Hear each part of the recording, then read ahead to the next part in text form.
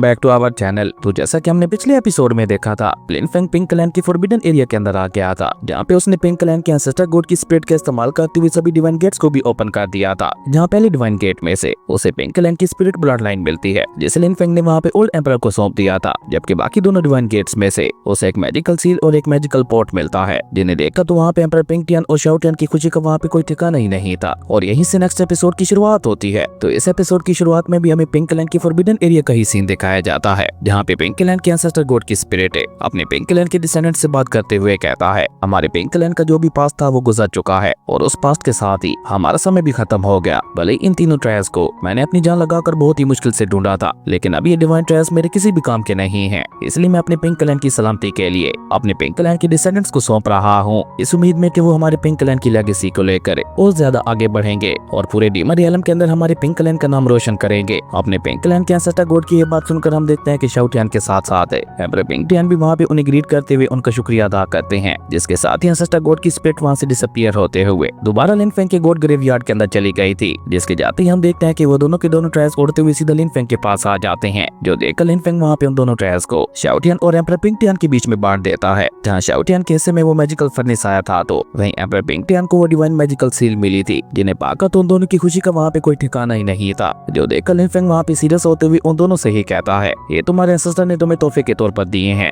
इस उम्मीद में कि तुम उनके पिंक क्लैन की लेगेसी को लेकर और ज्यादा आगे बढ़ोगे। वहीं शाओ टियान को तो इन सारी बातों से कोई मतलब ही नहीं था, वो तो अपने डिवाइन फर्नेस के अंदर ही खोया हुआ था और एक्साइटेड होते हुए कह रहा था, फाइनली अब मेरे पास भी एक ट्रू आर्टिफैक्ट आ चुका है। जबकि एम्परर पिंक टियान वहाँ पे लिन फेंग की बातों को समझते हुए में अपना सर हिलाते हैं और उसी के साथ साथ वहाँ पे उन ट्रायल्स को पाने में उनकी मदद करने के लिए वो वहाँ पे लिन फेंग का शुक्रिया अदा भी करते हैं। जिसपे लिन फेंग वहाँ पे कॉल टून में एम्परर पिंक टियान से कहता है, ओके अब यहाँ पे मेरे पास बिल्कुल भी समय नहीं है, मुझे जल्द से जल्द अपने ट्रू गॉड आर्टिफैक्ट के अंदर जाकर अपनी प्रैक्टिस करनी होगी, क्योंकि स्पिरिचुअल रियलम के ऊपर बहुत जल्द एक बहुत ही बड़ी मुसीबत आने वाली है और उस मुसीबत का मुकाबला करने के लिए मुझे जल्द से जल्द खुद को और भी ज्यादा ताकतवर बनाना होगा। जिसपे शाओ टियान भी अपने मास्टर की गंभीरता को समझते हुए उनसे कहता है, मास्टर आप चिंता मत कीजिए, आप बिना झिझक जाकर अपनी प्रैक्टिस करिए, तब तक मैं भी अपने इस आर्टिफैक्ट का इस्तेमाल करते हुए ब्रेक थ्रू करने की कोशिश करता हूँ, ताकि स्पिरिचुअल रियलम के अंदर मैं भी आपका साथ दे सकूं। अभी शाओ टियान की ये बात सुनकर हम देखते हैं कि लिन फेंग वहाँ पे अपनी ट्रू गॉड आर्टिफैक्ट को बाहर निकालने लगा था, जो कि जैसे वहाँ पे निकल कर बाहर आता है तो हम देखते हैं कि उसकी गोल्डन एनर्जी से पूरा का पूरा फॉरबिडन एरिया वहाँ पे चमकने लगा था, जो देखकर तो बेचारे एम्परर पिंक टियान की आंखें ही वहाँ पे बाहर आने को हो गई थी। जबकि लिन फेंग वहाँ पे ये सब इग्नोर करते हुए चुपचाप वहाँ पे अपने ट्रू गॉड आर्टिफैक्ट के अंदर आ गया था, जहाँ पे आते साथ ही लिन फेंग वहाँ पे अपने सभी फ्लेम्स और अपनी एनर्जीज को समन करते हुए खुद से ही कहता है,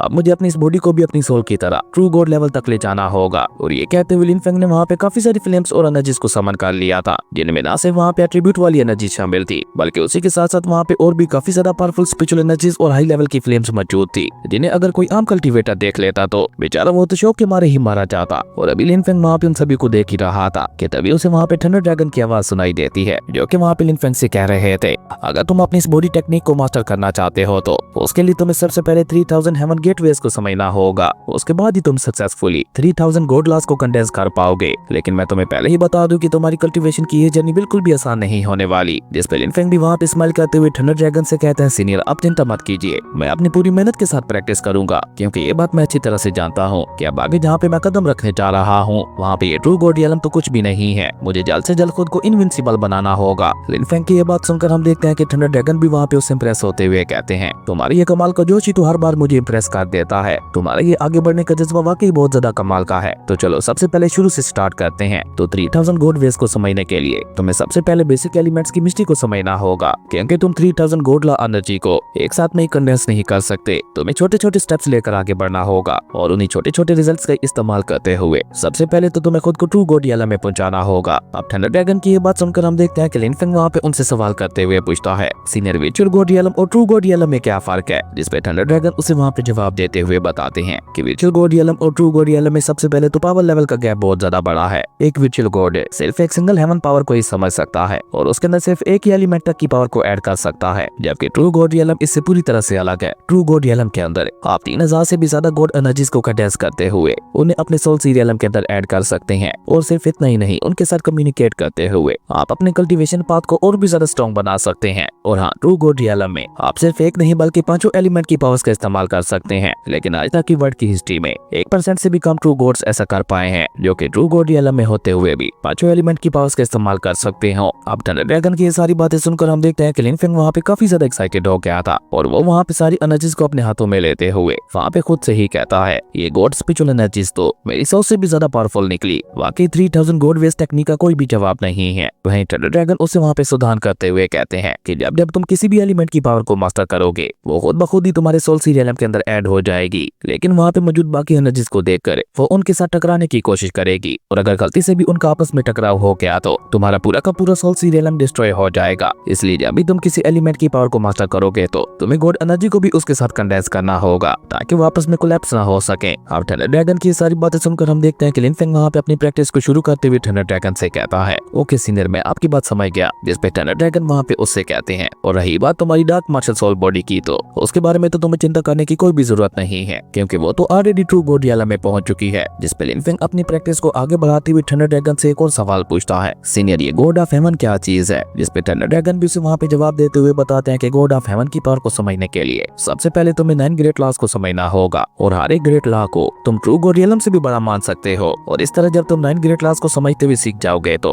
उन सभी के सभी लॉज को तुम्हें आपस में मर्ज करना होगा। उसके बाद ही तुम गॉड ऑफ हेवन पावर को समझ पाओगे। लेकिन उसके लिए सबसे पहले तुम्हें हेवन पाथ के ऊपर चलना होगा। लेकिन ये सिर्फ तभी ही हो सकता है जब तुम ट्रू गॉड रियलम को भी सरपास कर जाओगे। उसके बाद तुम्हें खुद ब खुद गॉड ऑफ हेवन पावर के बारे में समझ आ जाएगा कि वो क्या चीज है और उसकी ताकत क्या मायने रखती है। अब थंडर ड्रैगन की ये सारी बातें सुनकर हम देखते हैं कि लिन फेंग तो वहाँ पे और भी परजोश तरीके के साथ अपनी प्रैक्टिस करने लगा था। खैर उसके बाद सीन चेंज होता है, हम पिंगजू को देखते हैं जो कि जिन कुआन नाम के एक पर्सन के सामने खड़ा हुआ था जो कि 9th लेवल का विचुअल गॉड था और इस बात के ऊपर उसे काफी ज्यादा घमंड भी था। और इसी बीच हम देखते हैं कि अचानक से वहाँ पे जिन कुआन की बगल में एक गेट पोर्टल ओपन होता है जिसके अंदर से जिन कुआन का फादर निकल कर बाहर आता है। जिसे देखते ही पिंगजू तो वहाँ पे अपने घुटनों पे आ गया था जबकि जिन कुआन भी अपनी जगह पे खड़ा होते हुए अपने फादर को ग्रीट करने लगा था। वहीं उस ओल्ड मैन का नाम मास्टर जिन था जो कि डीमन रियलम के अंदर 9 सोर्ड के नाम से भी जाना जाता था। और सबसे कमाल की बात तो ये थी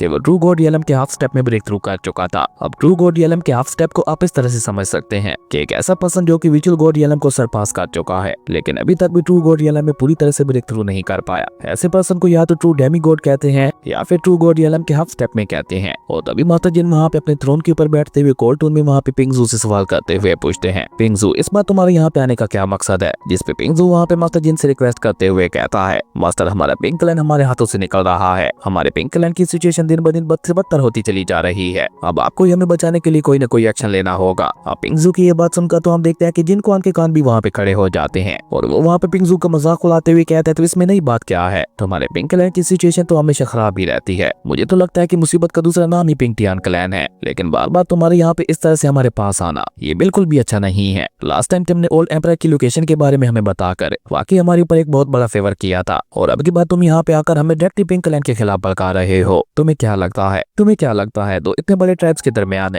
जंग कोई मजाक की बात है? तुम सोच भी नहीं सकते अगर हमारी दोनों ट्राइब्स के दरमियान ये जंग होती है तो इसका क्या सरअंजाम होगा। और उससे पहले सबसे बड़ा सवाल तो ये है कि भला हम लोग तुम्हारी मदद करें क्यों? उसमें हमारा क्या फायदा होगा? जिस पे पिंगजू वहाँ पे जल्दी से मास्टर जिन के सामने झुककर वहाँ पे उनसे रिक्वेस्ट करते हुए कहता है, अगर आप मुझे मेरे पिंक टियान क्लैन का नया एम्परर बना देते हैं तो मैं आपसे वादा करता हूँ कि हमारा पिंक क्लैन हमेशा आपको सर्व करेगा। यानी कि हमारा पिंक क्लैन हमेशा हमेशा के लिए आपका गुलाम बन के रहेगा। आप पिंगजू की ये बात सुनकर हम देखते हैं कि मास्टर जिन वहाँ पे स्माइल करते हुए उससे कहते हैं, और ये तुम इतने कॉन्फिडेंस के साथ कैसे कह सकते हो कि अगर हम पिंक टियान को मार कर तुम्हें नया एम्परर बना देते हैं तो पिंक क्लैन के बाकी लोग तुम्हें अपना नया एम्परर मान लेंगे। अब मास्टर जिन की ये बात सुनकर पिंगजू जल्दी से वहाँ पे अपनी जगह पे खड़ा होते हुए उनसे कहता है, पिंक क्लैन के अंदर मेरे भी काफी सारे फॉलोअर्स हैं जिसके चलते मुझे पक्का यकीन है कि अगर मैं नया एम्परर बनता हूँ तो पिंक क्लैन के अंदर कोई भी इस बात के ऊपर सवाल नहीं उठाएगा। अब पिंगजू की ये बात सुनकर हम देखते हैं कि जिन कुआन वहाँ पे कमीनी स्माइल करते हुए उससे कहता है, सबसे पहले तो तुम हमें अपने क्लैन की फाउंडेशन के बारे में बताओ। तुम्हारे क्लैन के पास अभी कौन कौन सी पावर मौजूद है? जिस पे पिंगजू उसे वहाँ पे जवाब देते हुए बताता है कि मेरे फादर अभी तो बहुत ही बुरी तरह से इंजर्ड है और अभी के लिए मेरा बड़ा भाई पिंक टियान उनकी पोजीशन को संभाल रहा है जो कि आपकी ही तरह 9th लेवल का विचुअल गॉड है। और अगर आप मेरा साथ देते हुए पिंक क्लैन के ऊपर हमला करते हैं तो मैं अपने कुछ खास लोगों से कहकर ट्रू गॉड एरे को भी बंद करवा दूंगा, जिसके चलते आपको पिंक क्लैन के अंदर घुसने में किसी भी परेशानी का सामना नहीं करना पड़ेगा। पर इस सब के अलावा एक और बहुत बड़ी मुसीबत है। जिस पे जिन कुआन भी वहाँ पे सीरियस होते हुए उससे कहता है कि तुम किस मुसीबत के बारे में बात कर रहे हो? जिस पे पिंगजू उन्हें वहाँ पे जवाब देते हुए बताता है कि हाल ही में मेरा भतीजा पूरे 6 सालों के बाद वापस अपने घर लौटा है और वो अपने साथ एक ह्यूमन को भी लेकर आया है जिसका पावर लेवल तो अभी तक मुझे नहीं पता, लेकिन उसकी पावर किसी ट्रू गॉड से भी ज्यादा पावरफुल लगती है। अब ये सुनकर तो मास्टर जिन के कान भी वहाँ पे खड़े हो जाते हैं। जाके पिंगजू अपनी बात आगे बढ़ाते हुए कहता है, जब से वो ह्यूमन हमारे क्लैन में आया है तभी से तो हमारे क्लैन की सिचुएशन बद से बदतर होती चली जा रही है और मेरे सोर्सेज से मुझे पता चला है कि वो ह्यूमन ट्रू ट्रू गॉड की इनहेरिटेंस तक को भी हासिल कर चुका है, जिसके चलते इस ह्यूमन से निपट पाना हमारे लिए ओल्ड एम्परर से भी ज्यादा मुश्किल होने वाला है। और पिंगजू की ये बात सुनकर हम देखते हैं कि मास्टर जिन वहाँ पे कोल्ड टून में उससे कहते हैं, मुझे जरा डिटेल में इस ह्यूमन के बारे में बताओ, ये काफी ज्यादा इंटरेस्टिंग लग रहा है। और मास्टर जिन की ये बात सुनकर तो हम देखते हैं कि पिंगजू उन्हें वहाँ पे सारी बात बताने लगा था कि जब से मेरा भतीजा वापस आया है, बहुत ही अजीब तरीके के साथ उसकी ताकत बहुत ही ज्यादा बढ़ चुकी है और इस सब के पीछे भी उसी ह्यूमन का ही हाथ है। ऊपर से ह्यूमन ने मेरे बड़े भाई पिंग टियान को 3 वर्चुअल गॉड एलिमेंट्स के पपेट्स भी दिए हैं, जिनका ना सिर्फ साइज बहुत ज्यादा बड़ा है बल्कि वो काफी ज्यादा खतरनाक और ताकतवर भी लग रहे थे। अभी के लिए मैं उस ह्यूमन के बारे में बस इतना ही पता लगा पाया हूँ। और पिंगजू की ये बात सुनकर हम देखते हैं कि मास्टर जिन उन्हें वहाँ पे आदेश देते हुए कहते हैं कि तुम मेरे बेटे जिन कुआन को अपने साथ ले जाओ और जरा और गहराई में जाकर उस ह्यूमन के बारे में पता लगाओ। और मास्टर जिन की ये बात सुनकर हम देखते हैं कि वो दोनों भी उन्हें वहाँ पे ग्रीट करते हुए कहते हैं, ओके मास्टर, जैसा आप कहें। अब ये देखकर मास्टर जिन वहाँ पे अपनी पावर का इस्तेमाल करते हुए वहाँ पे अपने ट्रू गॉड लेवल के पपेट को बाहर निकाल लेते हैं, जिससे वहाँ पे काफी ज्यादा पावरफुल गोल्डन ऑरा रिलीज हो रहा था, जो कि इतना ज्यादा पावरफुल था कि उसके इम्पैक्ट की वजह से हम देखते हैं कि वहाँ पे पिंगजू और जिन कुआन के लिए तो वहाँ पे खड़ा रह पाना भी मुश्किल होता चला जा रहा था। वही मास्टर जिन उन दोनों को आदेश देते हुए कहते हैं, तुम मेरे इस ट्रू गॉड लेवल पपेट को अपने साथ ले जाओ, ये तुम्हारी उस ह्यूमन से लड़ने में मदद करेगा। वहीं बेचारे पिंगजू की तो उस ट्रू गॉड लेवल पपेट से निकलने वाले ऑरा को महसूस करके ही आंखें बाहर आने को हो चुकी थी। वो हैरान होते हुए कहता है कि इससे निकलने वाला ऑरा कितना ज्यादा खतरनाक दिखाई दे रहा है, शुक्र है मैंने अनजाने में इनके साथ पंगा नहीं लिया था। और ये कहकर पिंगजू अचानक से वहाँ पे कमीनी स्माइल करते हुए कहता है, इस पपेट का इस्तेमाल करते हुए हम लोग बहुत ही आसानी के साथ उस ह्यूमन को भी खत्म कर देंगे। जबकि मास्टर जिन गुस्से से उन्हें वहाँ पे वार्निंग देते हुए कहते हैं कि अगर तुम लोग इस ट्रू गॉड लेवल पपेट के साथ भी हार जाते हो तो तुम लोगों को भी वापस खाली हाथ आने की कोई भी जरूरत नहीं है, या तो ह्यूमन को मार के आना या फिर मर के आना, तुम दोनों के पास बस एक ही ऑप्शन है। अपने पिता की ये बात सुनकर हम देखते हैं कि जिन कुआन वहाँ पे एक्साइटेड होते हुए उनसे कहता है, ओके फादर, जैसा आप चाहें। उसके बाद सीन चेंज होता है, हमें पिंक लैंड के फॉरबिडन एरिया का सीन दिखाया जाता है, जहाँ पे अपने ट्रू गॉड आर्टिफैक्ट को रिफाइन करने के बाद शाओ टियान भी फाइनली ब्रेक थ्रू कर चुका था और उसके ब्रेक थ्रू की वजह से उसे वहाँ पे काफी ज्यादा पावरफुल लाइटनिंग के झटके लग रहे थे। जबकि इसी बीच हम देखते हैं कि ओल्ड एम्परर भी वहाँ पे ट्रू गॉड रियलम के हाफ स्टेप में ब्रेक थ्रू करते हुए वहाँ पे उठ जाते हैं, जो देखकर पिंक टियान जल्दी से अपने पिता के पास जाते हुए उन्हें ब्रेक थ्रू करने के लिए वहाँ पे कांग्रेट्स कहने लगा था, जिसपे ओल्ड एम्परर भी वहाँ पे स्माइल करते हुए अपने बेटे से कहते हैं, फाइनली मैंने ट्रू गॉड रियलम वाले बैरियर को तोड़ ही दिया। जिसपे शाओ टियान भी वहाँ पे अपने ग्रैंडपा के पास आकर एक्साइटेड होते हुए उन्हें वहाँ पे बताने लगा था कि सेम आपकी तरह मैं और फादर भी ब्रेक थ्रू कर चुके हैं, जहाँ मैंने 3rd लेवल में ब्रेक थ्रू किया है तो फादर ब्रेक थ्रू करते हुए 9th लेवल के विचुअल गॉड बन चुके हैं। शाओ टियान की ये बात सुनकर हम देखते हैं कि ओल्ड एम्परर वहाँ पे उसके सर के ऊपर हाथ फेरते हुए कहते हैं,